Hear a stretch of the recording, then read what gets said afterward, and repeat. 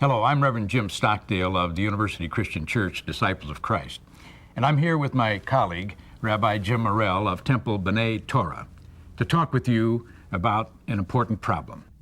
A child is sexually abused somewhere in the United States or Canada every 2 minutes. This abuse can be prevented. As religious leaders, we have the responsibility to speak out against child abuse. And in our religious education, we can offer programs in our churches and synagogues to teach our children to say no to abuse. You're about to see an important video, and we hope you've already seen the introductory presentation, Hear Their Cries, which gives an overview of child abuse issues. Although this video takes place in a Christian setting, we need to acknowledge that child abuse takes place in all communities, including the Jewish community. It is up to all of us to educate our children and our congregations in order to end this abuse. The future of our children depends on us.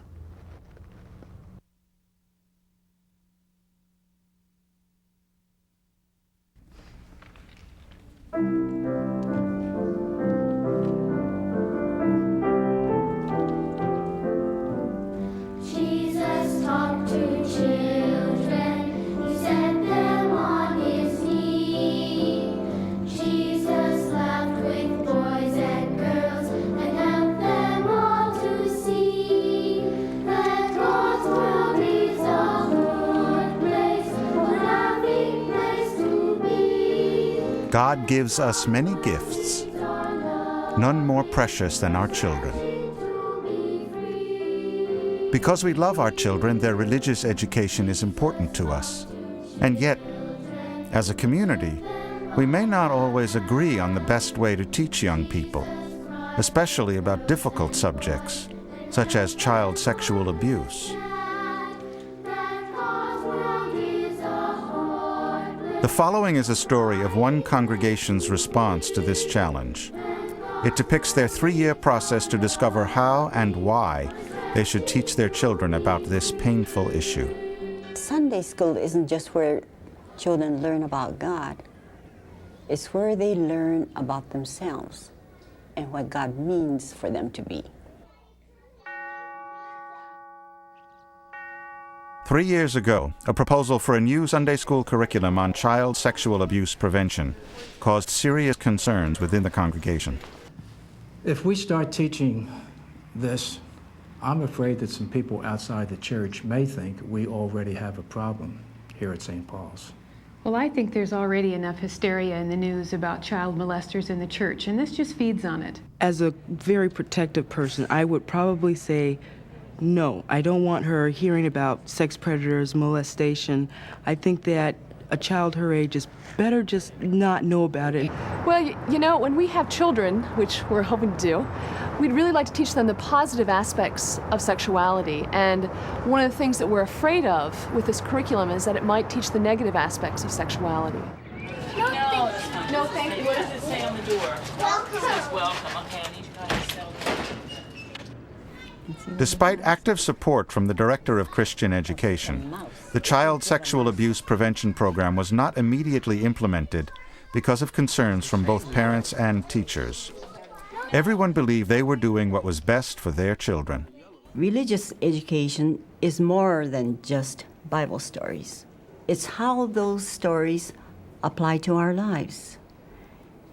This is a personal safety class that teaches our children how to respond to difficult or confusing situations using the lessons of the Scripture. Perhaps I haven't been able to communicate that to some members of our congregation. I teach Sunday school, and yes, I am opposed to this curriculum. It seems to me that it's a very extensive set of lessons, and it would take a lot of time, and it's really an issue that affects very few kids, and I just can't see setting aside the regular curriculum in order to do this. Studies indicate that 1 out of 3 girls and 1 out of 7 boys is abused before they reach 18. And that is why I feel this program is so important for us to take on.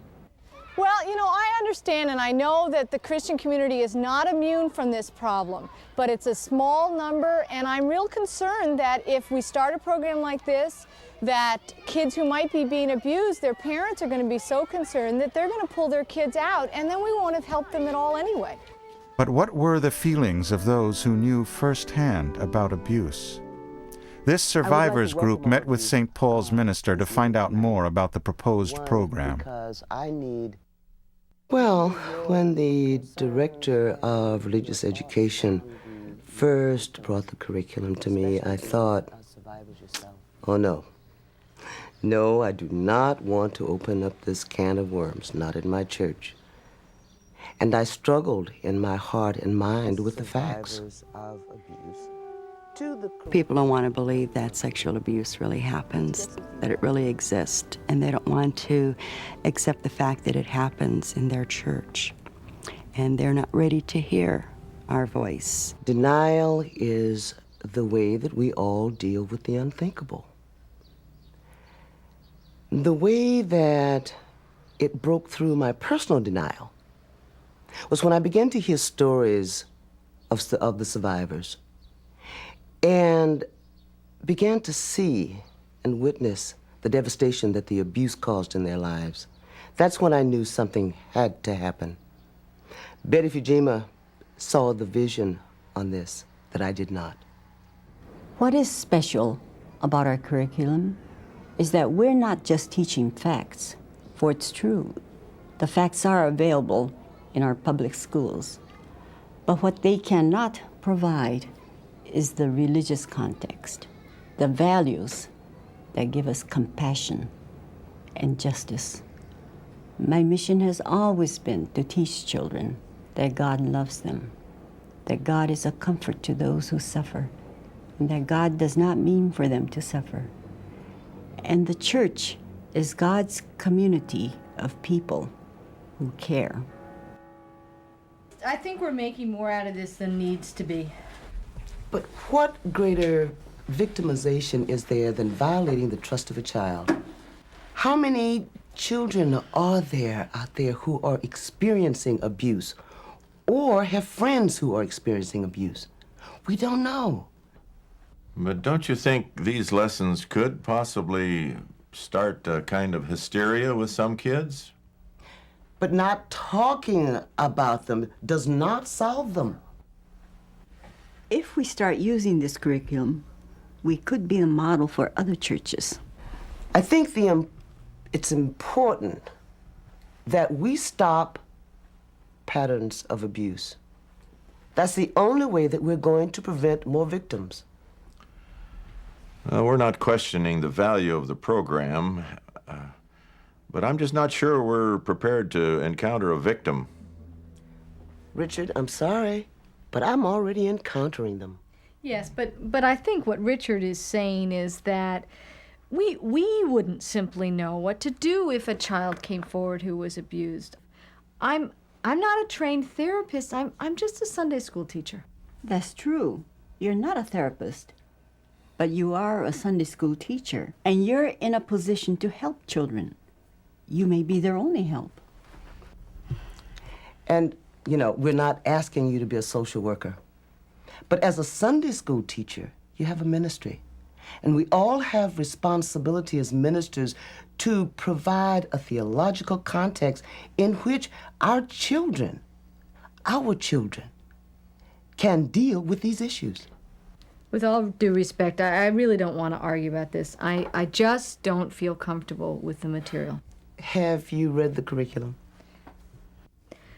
Well, no, not all of it. What about you, Richard? You got me there, Pastor.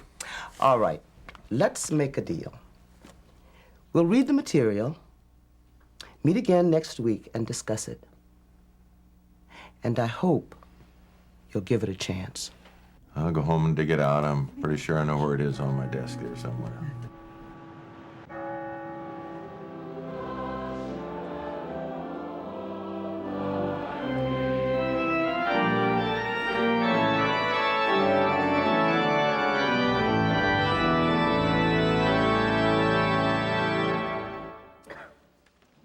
Jesus opened the book and found the place where it was written, "The Spirit of the Lord is upon me. God has sent me to announce good news to the poor and to proclaim the release of prisoners and recovery of sight for the blind, to let the broken victims go free, and to proclaim the year of the Lord's favor." To let the broken victims go free. What does that mean for us here at St. Paul's? Well, for me, it means that I must take a leadership role in something that many of you will find troubling and difficult to understand. I'm haunted by a parishioner who was abused as a child by a trusted family member. Now a grandmother, she still asks the question, why didn't God help me when I was 8 years old? And it's in her cry for help that I remember our mission as set forth in the gospel, to let the broken victims go free. This is why I ask you now to not only pray with me for the survivors of abuse, but also for the relief of their suffering, and last but not least, a program of prevention. May we bow our heads. Yeah, well, it was a pretty good sermon. It'll give me something to chew over this week.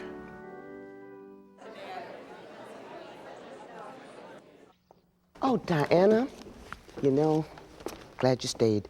You're the one person that is capable of handling this program, and I really need your help. I still don't know. You know, I don't want the church divided in this, but I want our children to have our support and love.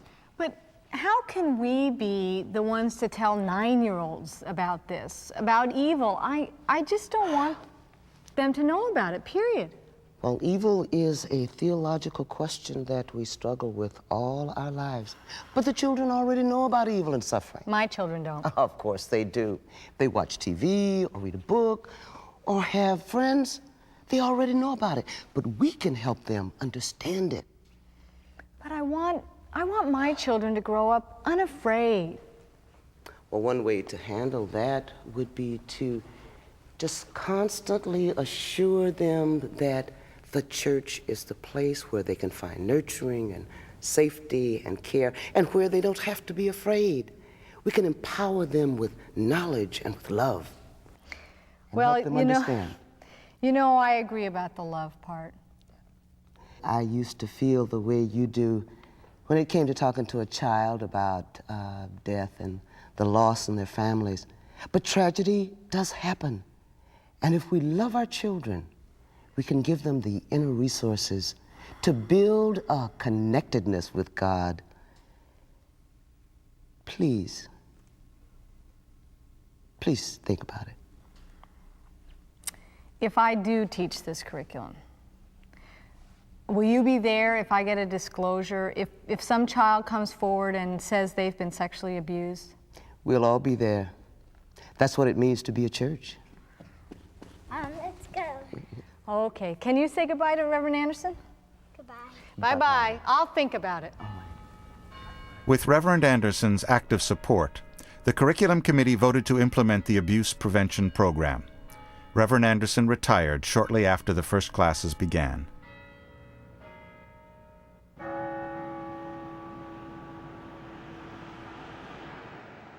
For the past 3 years, St. Paul's has been using the abuse prevention curriculum in all of its Sunday school classes.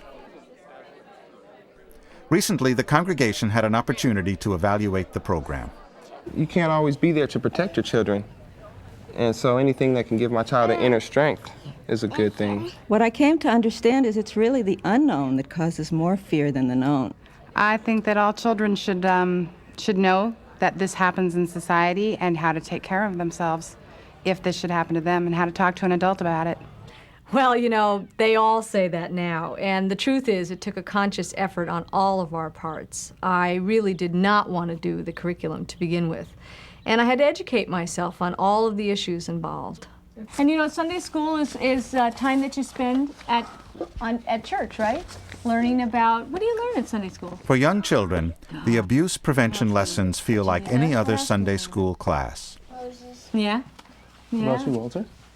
Do you go to Sunday school? Circle, okay? There are songs, The boys in his hands, God's got the girls and the boys. games, and activities. In the memory game, children in the primary class learn what makes them unique and special in God's eyes. Okay, now open your eyes and tell us what's different about the person. Okay, God said, let's make humans in our image. A traditional Bible story introduces the meaning of creation and of God's love for children. Sea and over the birds of the air. Do any of you guys know what the word creation means? James? If somebody's making a mask and they made a brand new mask that was never made before, that's a new creation. Right on. Right. That's great. Yep. Anyone else have a definition? No, that's it? Okay. Yeah. Oh, Rachel. When God makes us, He makes us all different. That's right. That's right. There's a strength to team teaching this particular curriculum. Kids will really try to test you, so it takes someone secure with themselves to really succeed. I wasn't secure with myself when I first started, but Diana and I took a class and studied. And just because you get drafted to teach doesn't mean you have all the skills. Like for me, when I started working with Asian refugee children, I found out there was so much I had to learn about another culture. One early mistake I made was making an assumption of the parents' understanding of English because they were so polite and kept nodding. I mean, I thought they understood what I was saying. What I found to help me was to recognize my own cultural biases and stereotypes. I want to see if we can see how many body parts that we can name. So let's go around. Okay, can you name a part of your body? Hand. Heart. Heart. Heart. Hair. Hair. Bottom. Bottom. Yeah. Can you name a body part? Booty. Booty, that's the slang word. What's the real word? But I always check to use this word. It's called bottom. Yeah. Those are words that people use that are joking words, but they're not the real words, are they? Private parts. Private What about parts. you? Yeah. What are your private parts? Well, when I actually sat down and read the curriculum 3 years ago, then I felt a lot more comfortable with it. Well, actually, private parts are usually the parts of our body that are covered by our bathing suit, right? Right? Like up here. Yeah, up here for girls mostly, and then down here also for girls and boys, right? Yeah. Is there something funny about it? Yeah. There's something nasty and funny. There's something nasty about it? Why? And then the thing that really got me involved was when one of my daughters came to me. She had seen a news show, and she heard about a child that had been molested. And she asked me, why did God let this happen to this little girl? And could it happen to her? And that's when I realized that even though she might get personal safety training in her regular school, it was important to do it here at church because we could help her and the other kids understand their faith and how faith in God could help in this situation. About creation and about God making boys and girls and males and females good, because all of the parts of our bodies are good, even our private parts. And they're very special parts of our bodies. And you know, it's not okay for somebody else to touch our private parts, except for when? Does anybody know when it would be okay? When would it be okay, Emma? The doctor and when your mom and dad are washing you. Right. When your mom is changing you. Right, when you're a baby and your mom's changing you or helping you, that's right. So it's important to take care of ourselves because our bodies are very special and we get them for a whole life. They're just ours. And it's okay for us. It's okay for us to tell someone when we like and what we don't like. But it's never okay for someone to touch us in our private parts unless they're taking care of us for health, going to the doctor, right? Or to help us stay clean. And God made the birds of the air. And God made me too. In their final prayer, children can review their personal safety lesson while affirming their self-esteem and value as God's special creations. And God made me too. And God created everything that is good. Everything. All of us. When I first became pastor here at St. Paul's, I followed in the footsteps of an extraordinary woman. And through her efforts, our Sunday school here had just started to implement the prevention curriculum. Reverend Anderson did an excellent job in getting it started. And before she left, she shared some of her feelings about the project, that it was an important ministry, but that it was going to take a lot of help from the minister to make it work. And there were two goals that we agreed upon. One was that there be lots of communication with the parents and encouragement for them to talk with their children about the lessons. And two, if a child did disclose an abuse situation, we knew what to do to help. This morning we're going to talk about child abuse. What I was wondering, I wanted to ask you guys is, what is child abuse? Cam? Somebody older that abuses you, hits you. Okay. Yeah. Usually when somebody's older, they harm a child in any way. It can be emotional or physical. That's right. And then there's one other type of abuse, which is sexual abuse. What is sexual abuse? Tyler? When somebody touches you a place where your bathing suit covers. Okay. When somebody forces themselves or touches you where you think they're not supposed to touch you. How do you feel inside? Yeah. Kind of uncomfortable. Uh-huh. Kind of want to laugh because you don't talk about it very much. Because once a child has been sexually abused, it can change its life, and the child can feel really rotten for a long time. Why do you think they feel bad? They think that they must have done something bad to be treated that wrongly. Right, and do you think they did anything wrong? No. Right. Kids who are sexually abused have done nothing wrong themselves. Someone who is older and stronger than them has taken advantage of them. So even if a child were to say, oh, it's okay, it isn't okay, and it's not ever the child's fault. It's the grown-up's responsibility. If Diana and I were a little apprehensive about teaching the curriculum, you can imagine how terrified we were at the thought of some kid actually coming and telling us about an abusive situation. Fortunately, the ministerial staff was committed to being involved. They let us know who to contact and how to react if we suspected abuse. But what's the best thing to make sure that that abuse stops? What do you need to do? Tyler? Tell somebody you trust. Right. Now, what happens if you tell an adult and they don't do anything? What do you do then? Maybe go to the police. You keep going and telling someone until someone does. I do know. Okay, well, I was going to say that if someone told you not to tell anyone, then that's probably a signal to tell someone. Right, that is. If anybody has done something to you, an older person, and they tell you it's a secret, but it hurts, you don't like it, that can be a good way for you to tell this is not okay. Well, if they say something about it and the person that has done it to them has told them not to, then they might have also told them that if they did say anything about it, that might hurt them more or get them back in a certain way that might really hurt them more. Right, so the kid is then trying to figure out the best way not to get in trouble and all those different things, and so the kid is caught being very confused about what they really should do because they don't like what's happening. It's real scary. Now, how does God feel about those who harm people?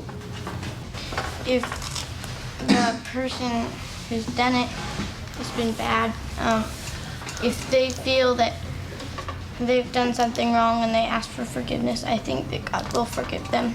And if they do something about what they did and tell a child or whoever they did it to that it was wrong and like turn themselves in almost, I think that God will forgive them. I think that's true too, but I think that you mentioned at the end there, I think the real important part about that is that they do something to change what they did, not just that they said, I'm sorry, because how many of you have ever said you were sorry to just kind of get out of something? Right? But your parents really know you're sorry when you make an effort to change or to fix the thing that happened. That's when it's different. So, but I think you're right, that God does forgive us. I noticed Jessica looking terribly upset, like if she was going to start crying.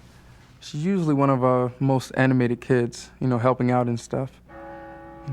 I made it a point to ask Diana would she mind talking with her, because I felt she would be more comfortable speaking with a woman. Hey, Jessica. You're looking pretty thoughtful today. Did you like class? It was okay. Just okay, huh? Well, the reason I wanted to check and see is that you looked a little sad in class, and I wondered if there was anything you might want to talk about. No thanks. Okay, well, if you do, you can always talk to me or Mr. Lang. That's what friends in church are for. I know.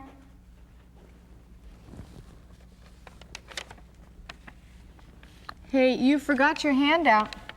Oh, well, this is last week's. You still have it. Yeah. Did you like that lesson? Yeah. What did you like about it?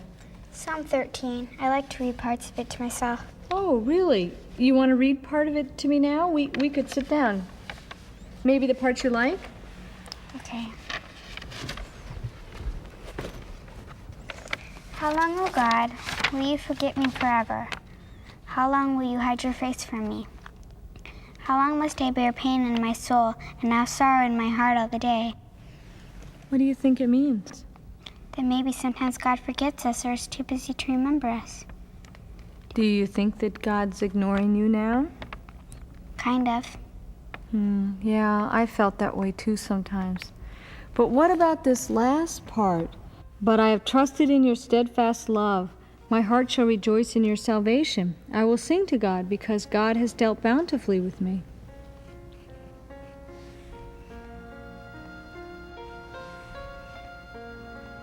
What's wrong, Jessica? Can I help? If I tell you, will you promise not to tell anybody? I can't promise to keep a secret if it's going to hurt you or someone else. I can promise to help in whatever way I can. But if you tell, my mom and my little brother might get mad at me. Well, Jessica, remember the lesson that we had about how God gives us the right to be our own person and not to be afraid? What is it that's making you afraid? You know, my little brother has a tutor. Well, after the lessons, he takes my brother places. Sometimes he takes me too. He's a really nice guy and he hasn't done anything really bad. But has he done something to make you feel uncomfortable? It didn't hurt me or anything. My brother really likes him. Can you tell me what he did? Remember the lesson we had on private parts? Mm-hmm.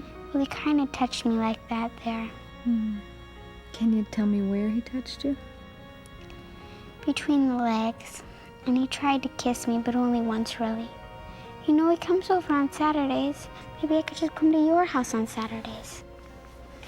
Yeah, Jessica, you really did the right thing. I'm really glad you told me.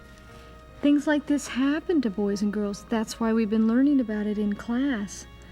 But you know, what we need to do right now is to go and tell your mom about this. No, I don't want to mess things up for my little brother. Besides, my mom might not believe me. I believe you, and I really think your mom will too. Yeah, but I don't want her to get her mad.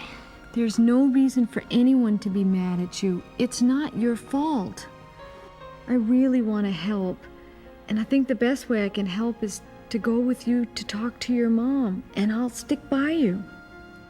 But it would just be easier if I wasn't there when he comes over. I know it seems that way, but I want to stop this man, and I need help to do it.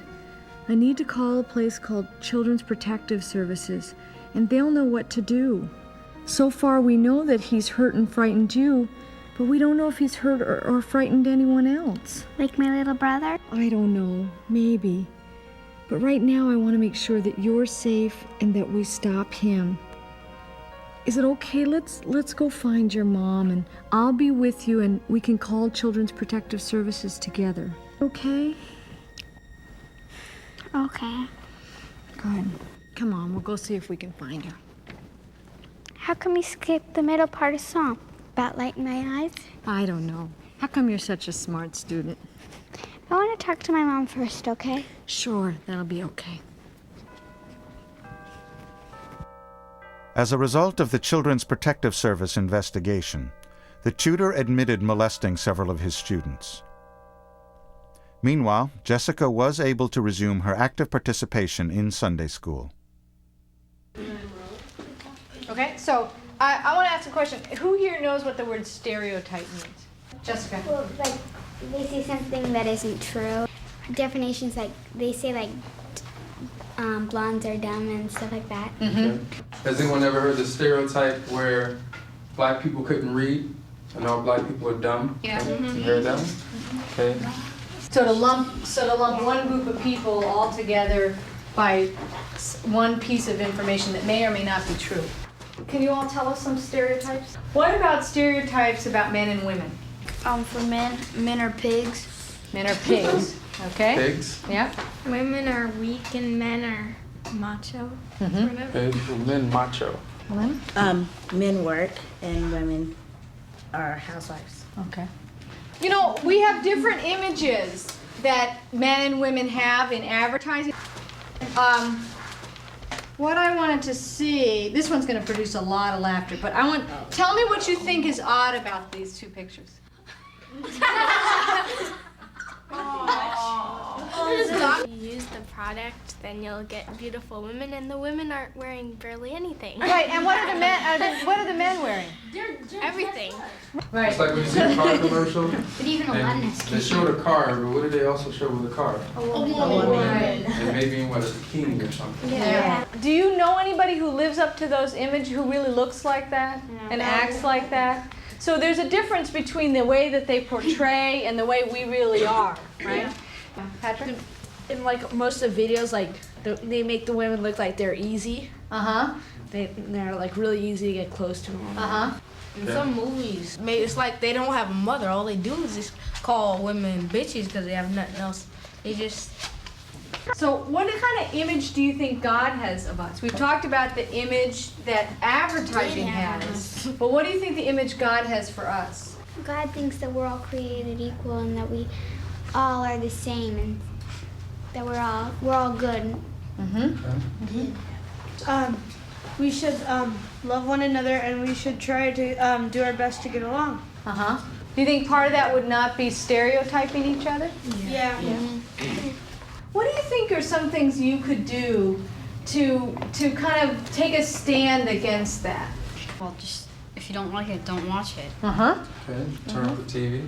Another thing you could do is you could tell your friends not to watch it. Patrick? You could maybe write a letter. Right. Or just like tell a lot of people what's wrong with it and what you feel is bad. Right. And what do you think the connection between the sexual abuse things we were talking about and the way advertising is? Do you think there's any connection between those two? Troy. They're like abusing women, treating them like all they do is have sex with men and then just leave them and stuff. Yeah, so it can create an atmosphere that says it's okay to treat women that way. I think that if you didn't buy the product and you wrote them a letter, that it would help, because I think that if a lot of people started writing letters and stuff, they're going to change. Right, right. And it has changed. When I was your age, advertisements had many more things that put women in a bad light. It is getting better, but it happens because we acknowledge that because we're in God's image, we deserve to be treated lovingly and to be portrayed lovingly, and that's what we want the whole world to see, too. Dear God, we thank you for this time together this morning to be able to talk about how the world around us affects how we think about each other. And right now we want to be able to take a moment to say any prayers of concern or prayers of thanksgiving that any of us have. I just want to pray for all the abused children and hope they find a better family that won't abuse them. for all the homeless people that they get shelter over the night and that it gets warmer so they don't have to worry about freezing. Well, dear God, we hope you hear all of our prayers and that you be with us in this week to come and that you remind us about your love and that we be... I think very few people are called to children's ministry in church, and I feel very blessed that I've been able to be a part of this, to help kids grow strong and grow in their faith, to help them protect themselves and maybe help other children who are being abused. I've come a long way in all of this, and you know, personally, it's been a very tough issue for me to face, and I'm really glad I did. As a church, the people at St. Paul's decided to take a stand to prevent sexual abuse. In teaching their children about these issues, this community is following a religious tradition of healing and care for its most vulnerable members. They do so not only because it is their biblical mandate, but because they love and cherish God's gift to them, their children. The wolf shall dwell with the lamb, and the leopard shall lie down with the kid, and the calf and the lion and the fatling together, and the little child shall lead them.